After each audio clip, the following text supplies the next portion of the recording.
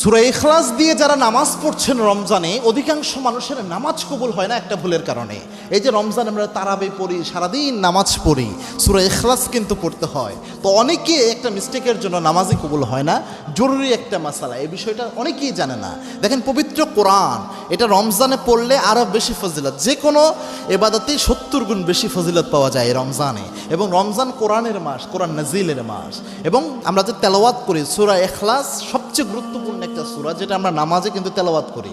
এবং কে সূরা ইখলাস এত গুরুত্বপূর্ণ, একজন সাহাবী 5 ওয়াক্ত নামাজ এই সূরা ইখলাস পড়তেন, তাকে রাসূল সাল্লাল্লাহু আলাইহি ওয়াসাল্লাম ইমাম নিযুক্ত করেছিলেন। ওই সাহাবীকে যখন ইমাম নিযুক্ত করার পর 5 ওয়াক্ত নামাজে যখন সূরা ইখলাস পড়তেন, তার মুসল্লিরা যে আল্লাহর হাবিবকে বিচার দিলেন, ইয়া রাসূলুল্লাহ, এমন একজন ইমাম আপনি নিযুক্ত করেছেন 5 ওয়াক্ত নামাজে একই সূরা শুধু পড়ে। আল্লাহর হাবিব ওই সাহাবীকে বললেন, ও সাহাবী, তোমার কি আর কোনো সূরা মুখস্থ নাই? ওই সাহাবী বললেন, আমি তো কোরআনের